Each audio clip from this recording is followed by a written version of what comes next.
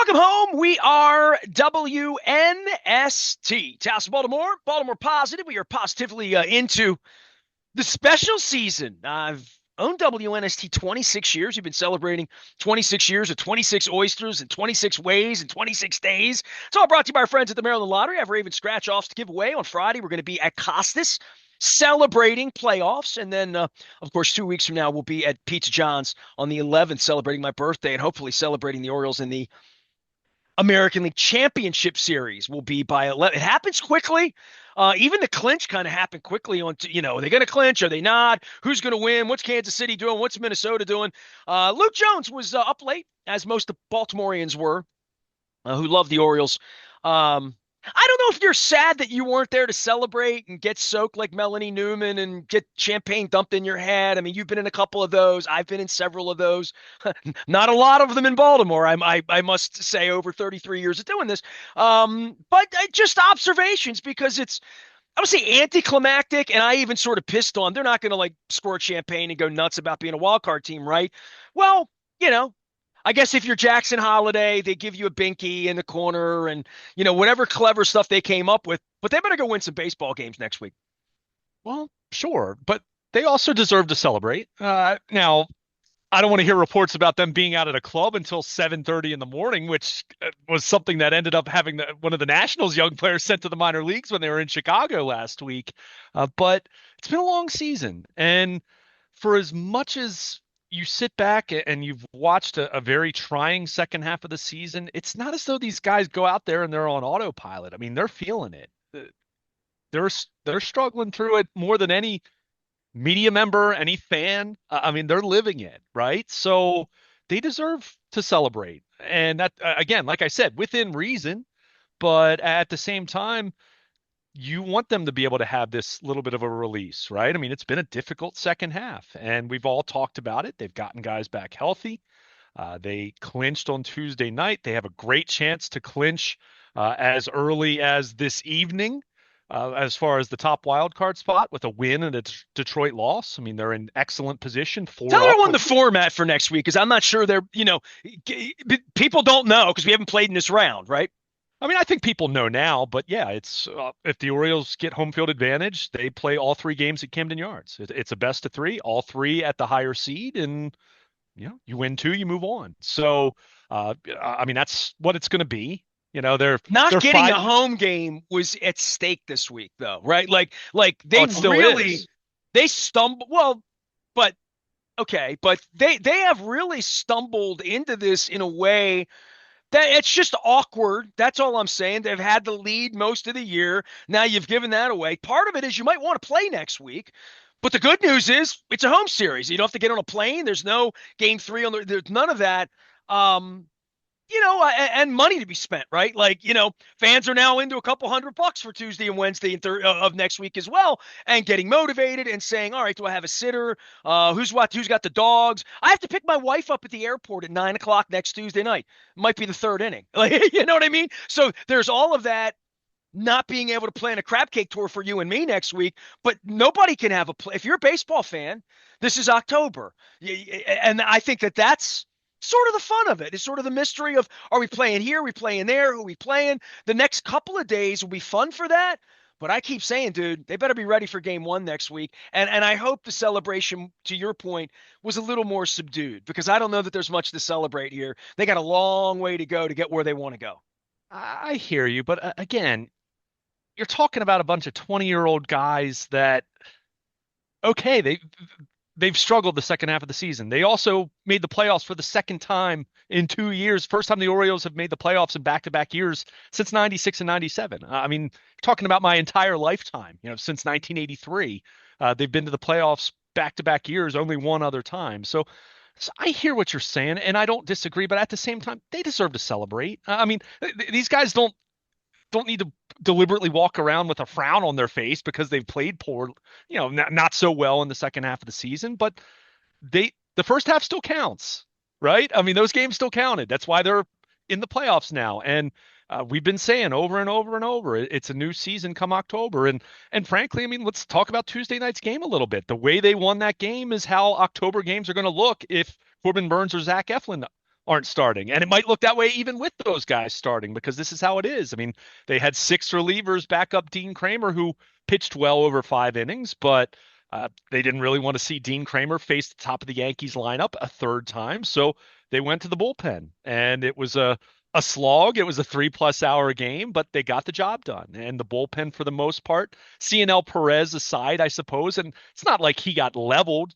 Some contact that didn't go their way, and uh, they were fortunate, I guess, that they held up Gleyber Torres at third base for some reason. Even with Aaron Judge coming up, I still don't get that hold there. But they came right back. They added an insurance run with a Colton Cowser home run, and about the fact that Gregory Soto pitching late in the game, high leverage, and issued a walk. Rather not see that, but he still got 3 outs for them. So I still think he's going to want to go to veteran guys that have pitched in October before, because it's one thing to allow Soto to let the season fall away. I think it's different to have Birch Smith doing that. You know what I mean? I mean, Right. I mean, but I'm saying we are at nut cut time here, right? I mean, we are at what will this look like next week? And it is fascinating to see how he managed it on Tuesday night, because he may have to manage it that way next Saturday night in New York, right? well, and I think you look at the chain that they used. Now, Danny Coulomb did not pitch. I don't know if that was a case where they wanted to give him 2 days off after he'd pitched 2 out of 3 games over the weekend. I mean, It come hasn't on. looked bad. I mean, his curve. I Right, mean, sure. he's looked okay, But right? also coming back from elbow surgery in a 3-month absence. So you're still trying to manage those elements. I mean, we've talked about it. I mean, with this week, once they get the number one, the top wild card spot locked up, hopefully tonight, if you're the Orioles, then you have a opportunity to manage, and balance getting guys enough work to keep them fresh, but also giving guys a breather. Like Gunnar Henderson, for example, you'd love to be able to get him off his feet for at least one of these final few games, as they get closer to the weekend and hopefully have that top wild card spot locked up. But at the same time, you also have individuals like Jordan Westberg or Ramon Arias, and hey, Arias hit a home run on Tuesday night, and Westberg, we've seen him get some hits. So By the way, are we that's been good. pronouncing his name wrong? Is it Urias? Because I've heard, It's um, Arias. yeah, I heard I heard Brandon High call him Urias. So and I'm like, am I pronouncing it? Like, I don't No, know. it's We went wrong with Santander for a little while before we didn't. Now we got Namdi, not John. I just want to make sure I'm saying his name right. That's all. I think what would that be called? Anglicizing a name or something like that. I mean, there's still some of that into today. I mean, I think we're collectively way better about that. Melanie But Newman thinks she's the Hispanic one when I listen to her on the radio. It's hilarious, but but nonetheless. but I mean, you just look at that game. I mean, Danny Coulomb. You probably swap in Danny Coulomb for. I'm guessing if that were a playoff game on Tuesday, maybe you see Soto pitch when Keegan Aiken pitched, because you're looking at pockets of lefties in the Yankees lineup, and maybe Coulomb then pitches when Soto did. I mean, who knows? Again, they're not going to be facing the Yankees in the wild card round, and it's all dependent on the matchups and righty lefty, and you're going to see that. I mean, Brandon Hyde does that in the regular season. He sure as heck is going to do it in the postseason. But at the same time, with this lineup, with this bullpen, you're trying to balance over these last few games once everything is sealed up. And I'm making the assumption here that the Yankees aren't going to lose out and the Orioles aren't going to win out, right? I mean, that's still mathematically alive, but we know that that's a near statistical impossibility at this point. But you're trying to get ready and keep guys fresh. You don't want anyone to sit too long. But at the same time, if there are individuals that you'd like to get a little bit of a breather for, looks like you're going to have a chance to do that. That's why I think it's all the more important for them to try to seal up the number one wild card spot. I mean, they're in great shape there. I mean, 4 up with 5 to play. The Tigers, they don't have the tiebreaker, obviously, because the Tigers won the season series. But Kansas City, they do have the tiebreaker, and Kansas City's just about done in terms of trying to be the top wild card. So it's very clear what they still have to play for. That I have no problem seeing them celebrate. Like I said, within reason. I don't want to hear reports that they were out till 7 a.m. because, yeah, you want to try to take advantage and try to close this thing out in game 2, especially with one of your top 2 pitchers on the mound. So Well, yeah, by the way, they say New York's open all night. That's not really true. I've been in New York late. There's nothing going on there after. You know what I mean? I mean, Places might I'm be open, sure. but I hope they go to bed. Yeah, I mean, I was but just I gonna know where say, their hotel is down by Grand Central. You could probably find some trouble around there. I mean, I have. I would say this much, and you've been to New York many more times than me. I'm sure there are places open in New York, but you've got to know the right people. Probably that's probably. I mean, that's probably what it is. Am I right? I mean, every city's like that to some There's degree, 10 but million people there, so But to your point, like, and I listen. I'm not against them celebrating and young people or whatever, but my 50, almost 6 year wisdom will tell me that their destiny and how good or bad they're going to feel when it's all over with. And I don't mean the hangover on Wednesday morning if they had too much champagne. I mean what this next month represents. And the guys who lost last year and couldn't get out of their own way for 3 games. The last thing you want is to be losing 5-1 in the third inning on Tuesday. Somehow, some way, because you kick the ball around, Burns is no good. You get the hot team, whatever that is. But there is something very gratifying about home games next week. I think there's something very gratifying about seeing an upright Westberg, Mountcast. Just go through the names, right? I mean, we talked about Coulomb, being available next week, and a bunch of names that were not a part of whatever's happened here since, let's say, August 1st. Let's just write off the last 7 or 8 weeks and say this was a completely different team when Eloy Jimenez is taking at bats and Birch Smith. I'm going through, Rivera. I just go through Slater. I just go through the names of all these guys that had nothing to do with playing 620 ball. They weren't on the team. And they don't need to play 620 ball next week. They need to win every other day for a month. That's what I was with Brian Eater, by the way. I want to give a shout out to the Chaucer, one of my friends. I had some fried oysters and they had like Chesapeake Bay aioli sauce. It was too Gucci for me for Highlandtown, but I was in Highlandtown watching the game. By the way, when Judge put that ball in orbit, you know, it's Chaucer. There's young, sexy people like you, young people. And there's music and it's loud and the game's on. We did not have the broadcast on and we're watching it. And it was like just watching that in silence, like the ball went into orbit. And we're like, oh, that's gone. Yeah, it didn't take much. But for me being out watching people watch the Orioles and watching people be engaged in all of it, I think this is going to be fun next week. And I think that there's a second year of expectation for them. And I think despite listen, if they played 640 ball and won 112 games and they clinched a week and a half ago, I'd be nervous as hell sitting here for 4 days not playing. And we'd be talking about that.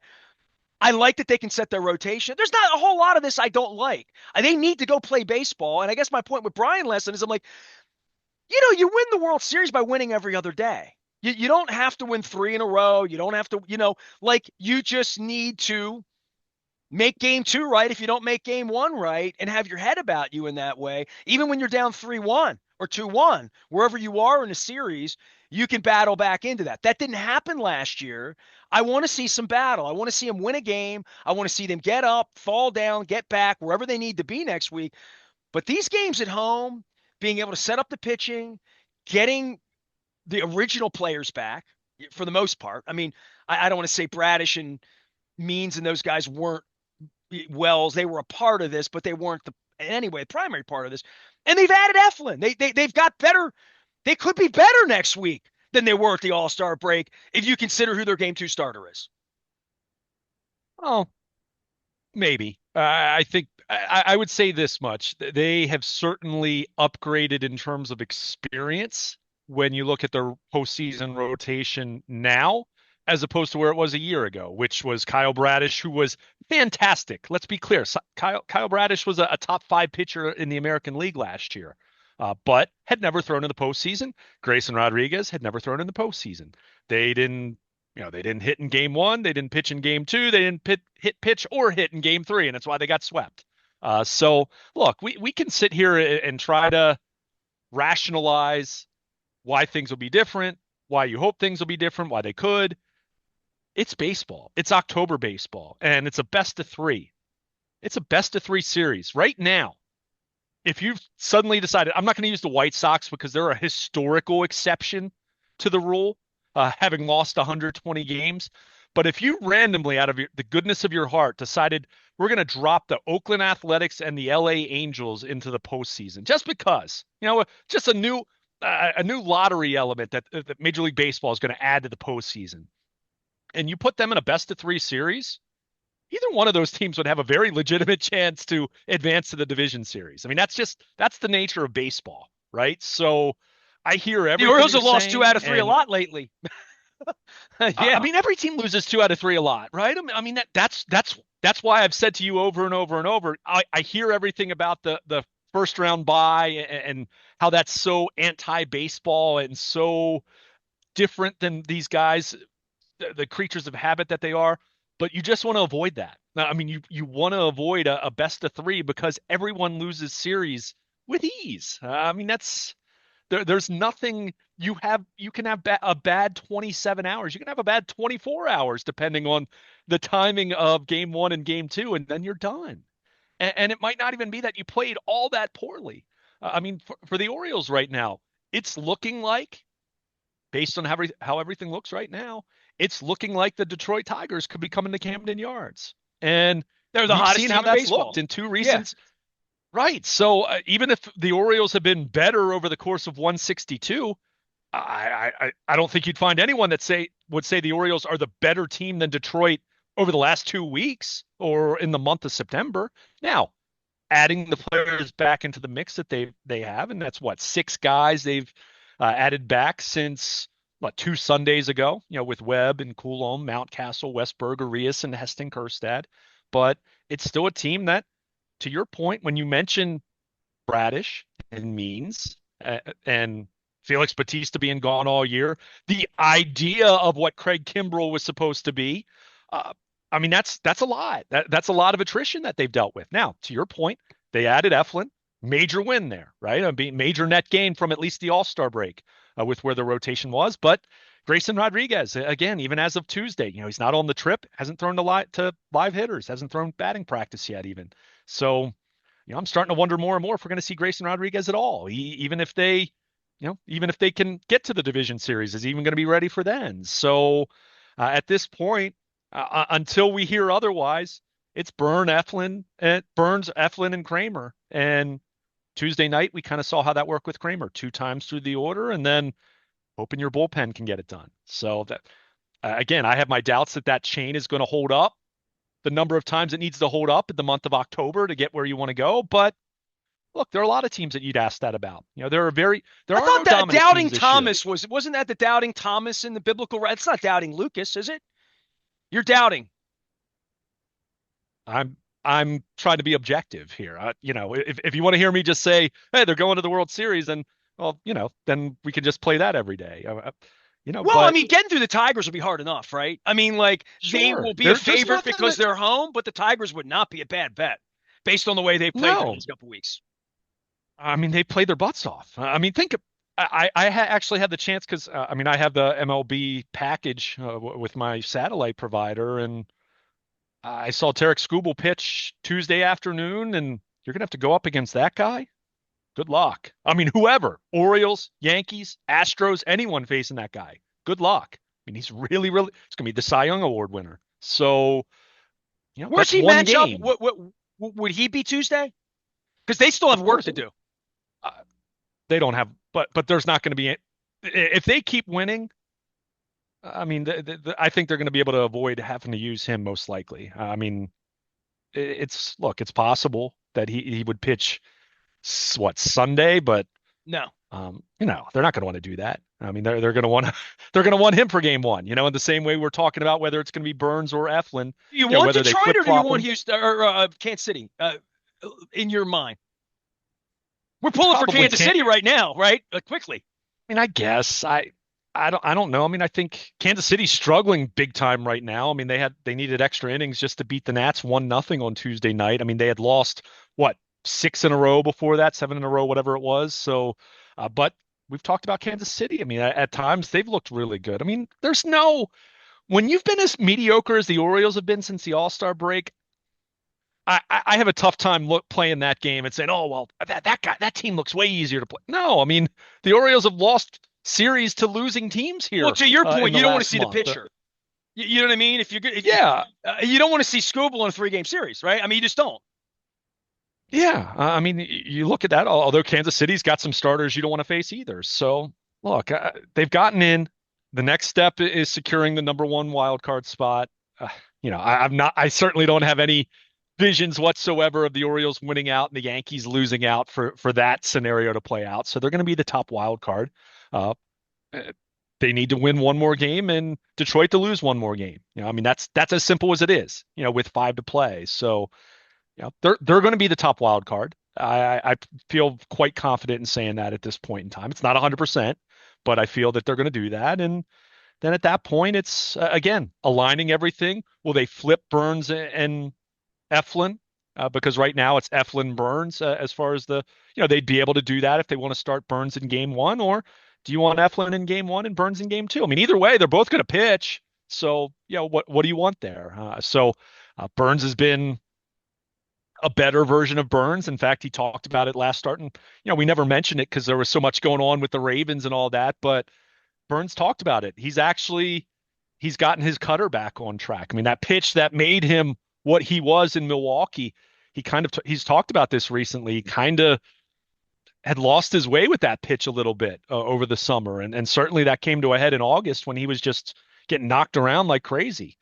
But he says he feels like he's got it back to a point where it was in Milwaukee, and it's reflected in more swing and miss and more strikeouts and a better, more dominant version of Burns. So you hope that holds up because that's why they got him, right? They got him to pitch game one or game two, however you want to. He's going to pitch postseason games. That's the point, right? So Must-win games, as we call them, must-win. yeah. So I mean, we can Tuesday's a again. must-win game, dude. I keep going back to this in these short series. You got to win game one, man. You just Well, I whatever it mean, is. Game one is game seven. You got to win. sure, sure. I mean, if you don't, then you got to win game two and game three, and if you don't, your season's over. I mean, it's that simple. And look, we can sit here and say that it's going to be different this time around than it was last year, and we'll see. We'll see. I mean, we talked about that narrative with the Ravens for the last 5, 6 years, right? I mean, as good as they've been in the regular season for a long time, it hasn't translated to January, and doesn't always mean that there's some fatal flaw. There's also just the other team tries too, and If the especially Orioles season's over on your birthday, the Ravens better damn well beat the winless Bengals the following week. That's all I'm saying. Because it's been a topsy-turvy couple of weeks. I just think in a general sense with how the Ravens have looked, where the Orioles have been. But I am, as I sat at the Chaucer on Tuesday night having my 19th oyster in a row, they were fried. They were delicious. I am I'm a little more bullish on the Orioles than maybe I'm a little bit more optimistic than you. If you had a dollar and I had a dollar, I think my dollar would stretch a little further in belief because I think when the lights come on, they have enough to win. I wasn't even last year with experience and where they were in pitching and matchups and looking across. To me, I look at these players and I've seen enough from all of them, including Cowser hitting an insurance home run I'm not the biggest Cowser guy. I mean, he's going to win Rookie of the Year or whatever. I don't think he's going to be. I loved Gary Renicky. I think he's Gary Renicky. You know what I mean? I think he's a good player. But I think Westberg might be different, and I think having him back and I want to see Rutschman on that stage next week after struggling because I think he's a dude. I just think whatever the injury was and the foul tip back at the end of June. And I want to see Henderson a year later. I want to see big moments, big at bats. They're all going to have 8 to 10 at bats on Tuesday and Wednesday. I want to see who's hitting the doubles, who's hitting the home runs, who's going over and striking out 4 times. And having watched the body of work, having watched Hyde manage through this, and seeing the lineup and what the lineup's going to look a lot different than it did on August 27th. Just when it's penciled in on Tuesday, the names that are in there, my wife's not going to be saying, "Who's that guy?" I feel good about. I feel good that they had their boat rocked a little bit. I think going to 115 wins this year, and or even 102 wins this year, and scooting and skating and not having to play next week. I don't know that would have. I think the adversity for young people, they know how important this is next week, and I don't think at home the stage will be too big for them next week. I expect them to be playing past your birthday, which is the middle of next week. I expect that, Yeah. and I would bet $1 on that. No matter who they're playing, Scooble, Tigers, whatever, Lions, Tigers, Bears, whoever they play, I think they'll be playing next weekend. I think they'll survive. I don't think that's I don't think that's unreasonable. I think, look, when I say I'm a little more skeptical, or I mean, you said I'm more skeptical. I look at it through, I'm trying to present arguments for and against. I think when you have Burns and Eflin, wild card series, division round, sold, right? I mean, that puts you in a good spot. When you get to ALCS World Series, you're talking about four starters then. Okay, so now you're talking Kramer and Suarez if Grayson Rodriguez isn't coming back. And again, at this point, I think it's best to assume he's not until we at least hear that he's facing hitters and throwing live BP and has graduated, because he's been throwing bullpen sessions for a couple weeks now. I mean, that's not a new development. So it's kind of like, okay, how long is he at this stage? Or is it a case where he's not really progressing to the degree that they need him to? I mean, again, that's Well, if he was speculation. progressing, he'd But be pitching. but the point is with this, that chain that we saw Tuesday night, it's one thing to do that once or twice. It's another thing to do that three or four times. When you're now getting into the period of time where you're into the ALCS or, yes, the World Series, I do have my questions as far as whether that group's going to hold up for that long to that degree to make that kind of run. But again, they could be sitting there in of all the teams that are going to make the playoffs. You're talking 12 different teams ultimately going to be in the playoffs. Similar questions are being asked of, well, I don't know, what, eight or nine of those teams? I mean, okay, the Phillies are probably the team on paper that is best constructed when you consider rotation, back end of the bullpen, and their lineup. Uh, I mean, the Dodgers, major questions about their starting pitching at this point in time and the health of their pitching. Their lineup's probably better than it's been. The Astros, they're the team that has all the experience. Dodgers do as well, but they've certainly been through it and up and down this year and dealing with their own injuries. The Yankees, their lineup has gotten deeper than it was when we were talking about it just being Judge and Soto. But still some questions about their bullpen. Cleveland, questions about their starting rotation and whether their bullpen, which has just been so massive for them, is going to hold up. So I just rattled off just off the top of my head without even doing any serious research about it. You know, some of the even some of the favorites, even the most highly regarded teams, have some questions about them. So when I simply point that out about the Orioles, it's not to say that they can't do it. It's just recognizing that, yeah, there's definitely some flaws about this team. And that's not even excluding just the reality of they haven't hit the ball very well over the last 2 months. And yes, I think you're right. Adding Westberg and Arias back into the mix, and we'll see about Mountcastle, who had a nice hit coming off the bench on Tuesday night, and we'll see about Heston Kjerstad. And I hope you're right about Adley Rutschman. I've been waiting for Adley Rutschman to snap out of it since July 1st, though, and it hasn't happened beyond a couple games here or there, and then he's back to not looking like Adley Rutschman again. Three hits on Tuesday, a walk, and a double on Wednesday, and off to New York we go, or wherever, Cleveland, wherever we're going to go. Great. But they've got to go out and do it. So, but I'm in agreement with you. When you have Eflin and Burns and Eflin in a best of three or a best of five, that plays pretty well. That certainly plays well. So they should have a great chance. Once they get beyond, if they get beyond that point, then yeah, it becomes a little more dicey because Kramer and Suarez, if they're both starting games, then you don't have one of them in the bullpen to help bridge that gap, and then you're relying on Keegan Aiken or probably not Birch Smith because he's on the IL, but someone like Bowman. So we'll see. We'll see. I mean, ultimately, and this goes back to your point about Adley Rutschman and mentioning Gunnar Henderson, you need your stars to play like stars, and hope that you get a Rick Dempsey type, whether it's Ramon Arias or who knows. I mean, Emmanuel Rivera might come off the bench and get you a big hit because we've seen him do that a couple times for them. That's been one of the silver linings of the last month has been what he's done for them. So you never really know, but they're in. They still have a little bit of work to do here to secure the top wild card spot, but they're in great shape in that regard. 4 up with 5 to play. Get that secured, get that locked down, Get guys some rest if they need rest. Get guys at bats if they need at bats. Set up your pitching the best way you possibly can, knowing that you still have to, cover innings on Friday, Saturday, Sunday, even if you had that top wild card spot locked down. But it's go time, and yeah, they're not going to have that rest. But I'm in full agreement with you. And if you recall, I've been saying this at different points over the last couple months, whether it was going to be this October or even just in the future. If they turn back into a pumpkin, right, and they don't make a deep October run, I do think the second half of this season is going to serve them well at some point down the line. Again, whether it's in October or whether it's next year or the year after that, teams go through adversity. We've talked about it. So the 2011 and 12 Ravens were such a great example of that. That 2011 team was clearly better than the 2012 team. But which team won the Super Bowl?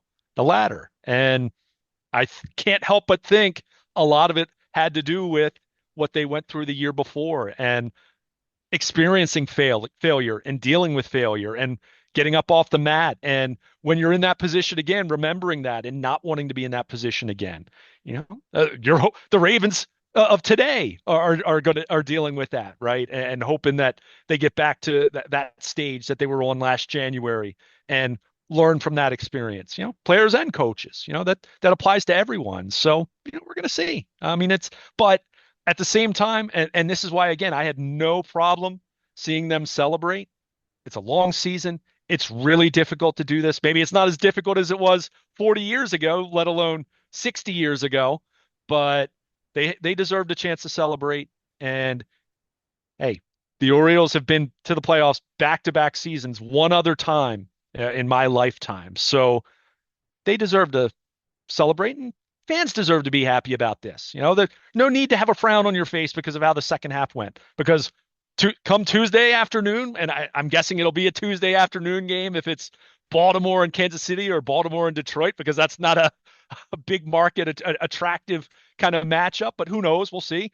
But at that point, you're 0-0. I mean, it really, as cliche as that sounds, it's true. So get yourself the top wild card, get that secured, and then use the rest of this week to do what you need to do to get yourself ready for Tuesday. And yeah, I'm in, even if I'm not envisioning them winning the World Series, I think they certainly are in a position with their top two starting pitchers to have a great chance to at least advance to the division series and then see what happens after that.